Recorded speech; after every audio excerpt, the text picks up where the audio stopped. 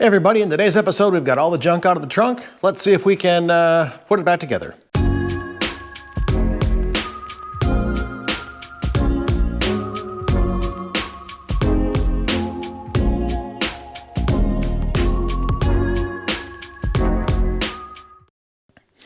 All right, we are back working on the 72 Challenger, and before I get too far into it, if you've not yet hit subscribe, like the video, comment on it, maybe comment on the end, but you can subscribe right now. Hit that little button there. That helps us out a lot. Watch the video all the way through. Let it play through. Yeah, there's good stuff here. If not here, we've got a lot of other videos with other good stuff. So, back at it. We are working on the 72 Challenger here. Of course, what else would we be working on in the middle of winter? Right, there's my furnace turning on. So in the last video, we cut all this garbage out of here. Took a lot of time, more time than I'd expected, but we didn't want to cut into any of our other panels that are staying on the car, and we didn't want to cut away anything more than was necessary to do these repairs here. What we're starting with is putting in a patch panel that I made, quite poorly, I'll admit that. The other two patches I've done have been great. This one, not so good. So clearly, life is not always perfect, and all the other YouTube shows where everything is perfect the first time around. No, it is not always perfect. And yeah, we've got some gaps there. That's a little wider than I wanted to. I haven't had a template made out, but I think I came back and did something here and messed it up. But the important part is this side here is accurate where the window sits in, and down here against the rest of the structure is great. This, yeah, it's gonna look a little ugly, but we can fill it in. Everything is not sunshines and unicorns and rainbows. So unlike my welding, looks like a little rainbow. So we'll go ahead and fill that in. And again, it's gonna be under the vinyl top, so it's not gonna be visible to anybody, but we will go ahead, fill it in, smooth it out, put in any skim if needed, and when it's all said and done, you won't be able to tell anything was ever done. Also, we have the new package tray to put in and the rear valance, and I've kind of test fit those in there, and that is gonna be some wiggling around to get that to fit in there as it should. I'm gonna have to go down to the garage, grab the rear glass, because there is a overlap between the valance, or the filler panel, and the package tray, and I wanna make sure that is accurate so that when the glass goes back in there, it fits like it should, and we're not off or skewed, cockeyed, crooked, whatever the case may be. So what I'm gonna do first is get this little horrible patch tacked in, break out our pinch welder along here, and just keep moving forward. If you have not seen one of these pinch welders before, here it is. It is not light. It is not light at all. Basically, you crimp your metal in here, pinch it down, so the power button over here, and just welds them together with heat. Yeah, that's kind of neat. So we're gonna go ahead and set this over here, actually move it over here. Really, this thing is heavy, so I'm gonna move it. All right, pincher in here, hit the button. Just hold it for a second or two.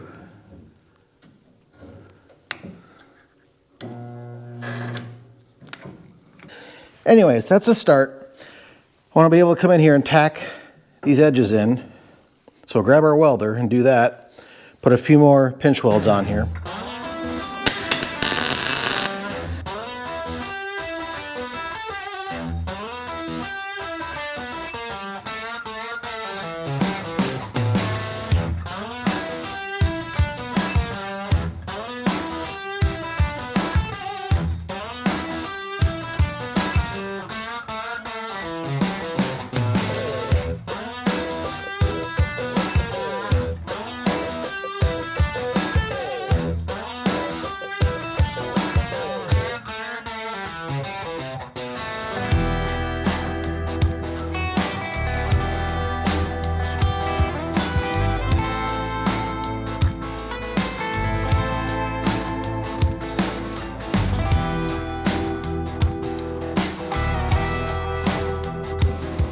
Oh dang, those were my good sheets.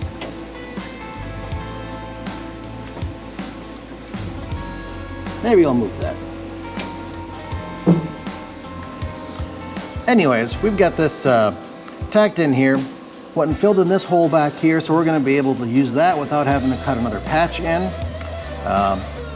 So basically, I'm gonna go put a few more pinch welds on here, take all my clamps off of here, and then stitch this in the rest of the way around. I won't bore you with that because that'll be, oh, quite a bit of time, even on a time lapse. So we'll get this put in and then ground down and ready for some skin. Alrighty, so we've got a bunch of this stuff lined up pretty much where it should go.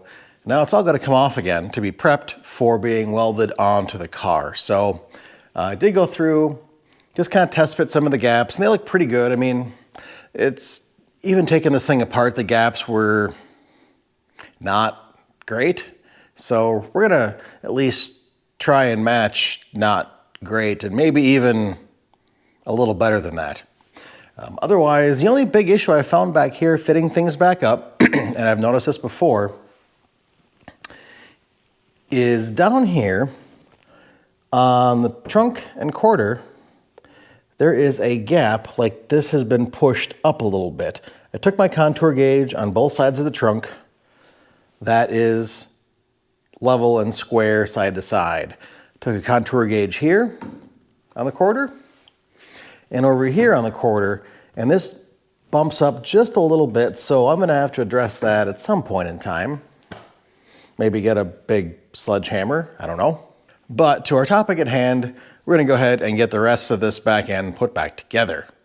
So let's go ahead and just take it apart. And with the miracle of photography, we can do this. Just like that, the furnace is back on. So what I need to do is take a look here at this package tray and figure out where I'm gonna put my pinch welds and get those areas prepped. I've gotta go ahead and clean off the primer from both this panel and what's in the vehicle. Make sure we get a good connection for welding, and just a little final prep underneath here. So I'm gonna go ahead and do that. Alrighty, well, I had hoped to be able to use the pinch welder to get this package tray in, but it just didn't work out. The clearances to be able to get in there with the tool just weren't there. So I got these two in right here on the trunk support, and the rest of everything else here, it just didn't allow you to get in there. So instead I ended up drilling out some holes with my spot weld tool for some plug welds. We've got everything lined up. We're gonna go ahead and get those filled in. But I'm on fumes on my gas bottle, so we may not be able to finish this right here. May have to wait a couple days till I can get back into town and pick up a new tank. So we'll just go as far as we can.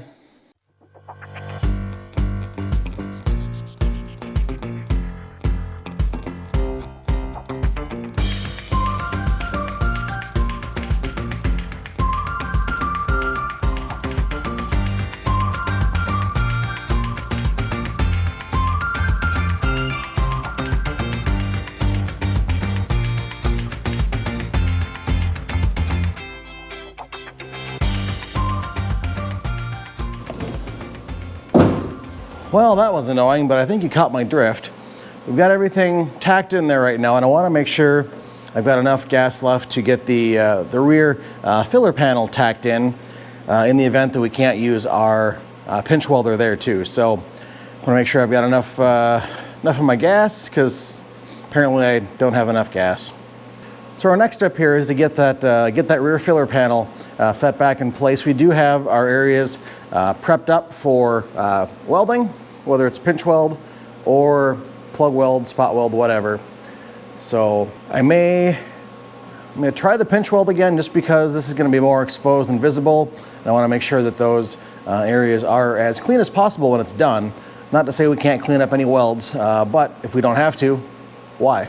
Alrighty, well, this is gonna be a fun one, I think. We've got the panel prepped. I went ahead and marked where all of my welds should be here, and ground down or sanded off the prime here, and over here. Our body lines, our gaps,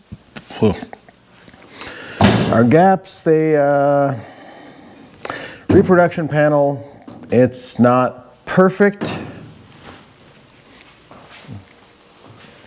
This side here looks really good, I think. Very minimal and even gap along here. The driver's side here has just a little more of one at the top. So I'm going to see what I can do to kind of pull that together when I weld everything up here. Underneath here you can't see, but at least where the two flanges or tabs come together, that's a tight fit. So that should be a good connection for welding. I'm going to try and get in there with the pinch welder, but I don't know. I don't know what you can see up here, but there's where we're welding to. So I'm going to try to get the pinch welder up in here first. And if I can, that's going to be great. Then I'll just keep going forward. And if I can't get in there with the pinch welder, I guess I'm going to have to spot weld it in or plug weld it. Again, not ideal due to space constraints with the little sparky stick. But we'll see. We'll make it fit.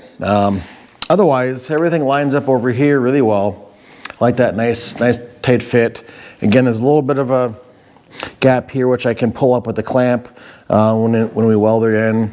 There's a support under here for the back that gets put in, and then we'll be in. It's, you know, like I said, it's a reproduction part. Was one of the Mopar certified panels, but you know what? The car's old. Stampings change, I'm sure, over 50 years. Yeah, 50 years old this year. Things change over time. I mean, this car is 50 years old. Probably not working with the original dies from the factory, reproduction stuff, but did have the Mopar certification on it. So we'll get it as close as we can, and if we have to, don't want to use any filler there if possible, but again, the quarters are sitting where they are, so it's not like I can just squish the car together. No, not going to squish the car together. But let's go ahead and just see what we can do with our pinch welder, and hopefully we can make something work. Alrighty, well, as I half expected, the pinch welder did not fit in the trunk area here. Just not enough room.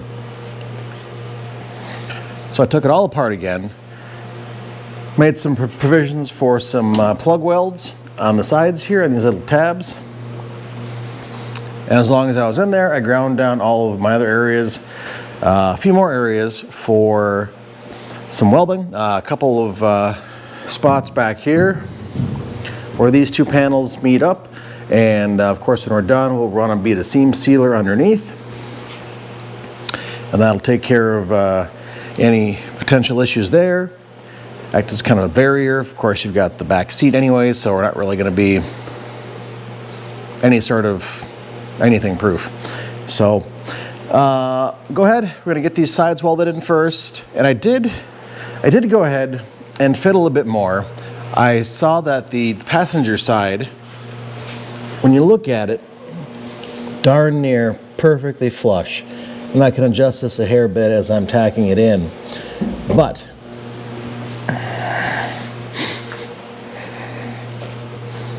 the driver's side was sitting a little high, so I went ahead and ground down just maybe a 1/16 at most of this filler here, and it now fits in here smooth as glass. So once that's in there, of course, I'm sure I'll get a little bit of primer in here. Only thing I don't like is that there's a little bit of a gap here that's bigger than what came out. But again, we are working with third-party reproduction parts, and that's kind of what we've got. The passenger side, it looks good. Maybe a little less of a gap here, but there's still a little bit of a gap as I move up towards the window. But again, we should be able to make this look good when it's all said and done. I know some people actually go and fill this in so it's a seamless transition. And I can hear everybody angrily typing, "Don't do that, you moron." Right, because even though these pieces are welded together, they're two pieces and they may flex a bit, and you're gonna end up getting cracking there sooner or later. Anyways, let's go ahead, start get this tacked in, and I'm amazed I still have any gas left.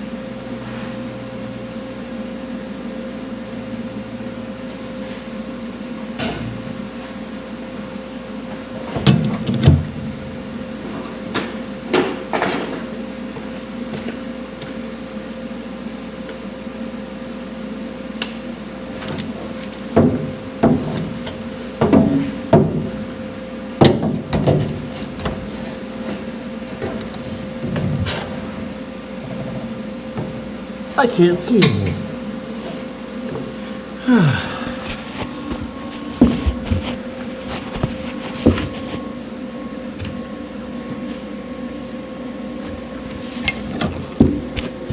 I don't think you can see in here either.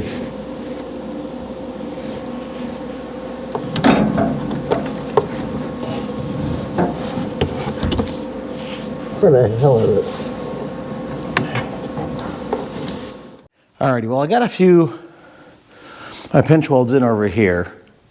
Like I said, I want to get these pinched in because these clamps are in my way and I can't get it back, can't get the welder back there.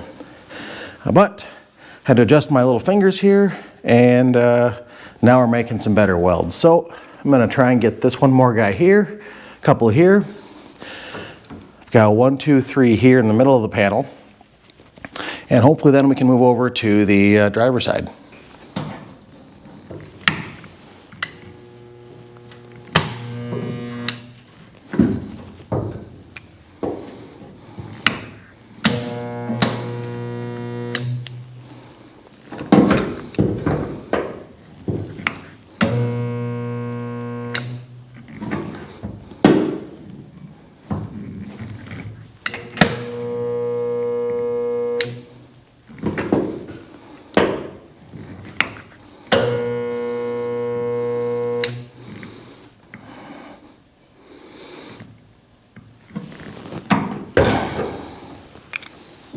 Just like that.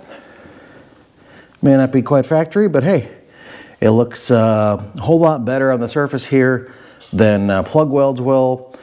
We can hit this with seam seal, and if need, a little bit of skim right over here, and you'll never see it. All right, we're gonna try this, but I think all you're gonna see is the back of my head.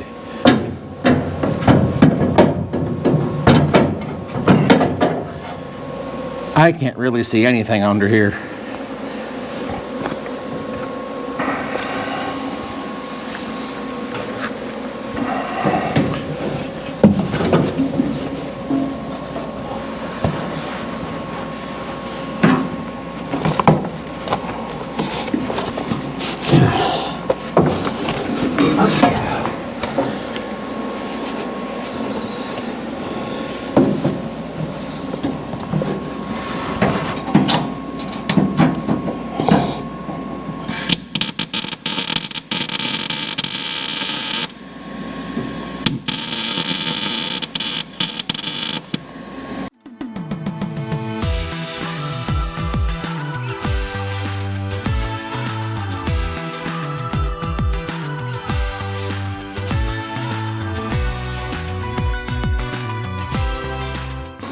All right, well, that was much easier said than done. Got one spot left up here to hit the top corner. Then I'm going to come back and just double check these areas here, hit them with some seam seal. I've got one spot here to touch up and get another spot on, and we'll be good. Now, many ways to do this. Shucks, I think it looks good. I think it looks really darn good, actually, for considering the metal we had to work with. You know, had our budget been unlimited, I likely would have said, let's just cut these entire quarters off and sail panels and replace them. Like I said, since we were working with this mess over here, I'm still getting cleaned up and leveled out. This whole quarter is beat up. Luckily, I've got a new piece somewhere. I think over there. But, you know, $1,200 for these two rear quarters, that seemed a little excessive, and hours upon hours of extra work, which for a, you know, a family fun parade car, I don't see the value in it. And I doubt Darren would either, since that's coming out of his pocketbook, and we've run into some other expenses that we hadn't anticipated mechanically. So I want to make sure we're leaving room for the stuff that actually makes it drive down the road. Because right now, I think the transmission is still not very happy. It makes a lot of noise, but really doesn't go anywhere. I flushed the system out, and we're still getting, you know, strawberry milkshake coming out of there, leaking out of the filler neck where it goes into the transmission. So who knows what's up there? Maybe the torque converter. Who knows? It's been sitting for 20 years. We'll probably address that when we yank out the engine, and hopefully that gets sent off to somebody with much more transmission knowledge than me, because I have that much. I could probably rebuild the manual one. We'll definitely try with some of our other projects, but for this one, send it to the guy who knows what they're doing. So that's going to wrap this one up. The next one coming in this segment is going to be the floor pan up on the front passenger side. We'll get that in, and then I want to move on to the roof. That needs to get done. We do have this other quarter patch that just came in. I need to try and test fit that. The only issue is the replacement patches are not cut for or stamped for the marker lights in the back. So none of the big vendors I saw online, your AMD, your Year One, your Classic, none of them had the patches with those stampings for the clearance lights. Only the full quarters, the full quarter skins had those markings. So either we do a marker light delete, which I'm not really in favor of, or the other option maybe is to put a fill in here so that it seats flush. Because I certainly do not have the tools to stamp in another hole. You know, I'm sure we could do is cut it and patch it, and that's just going to get ugly because this metal here is damaged too. So that's going to be a problem for another day. But for now, thank you for watching this. Hopefully it's been informational. Maybe you're doing a restoration and it's helped you out. I know a lot of other folks have commented on my 52 build. It's been helping them out. So, you know, if this helps out somebody for entertainment, comedic value, or restoration help, my job is done. So until the next one, don't forget to subscribe, like, comment below, share it out on social media. We are hiding over on Patreon if you'd like to donate to get us some, well, I've got some lighting now, but better lighting, or concrete, or tools, or whatever. Got some merchandise over on Teespring, Facebook, Instagram, TikTok. We will catch you in the next video because I'm tired and the furnace just came back on. See you later.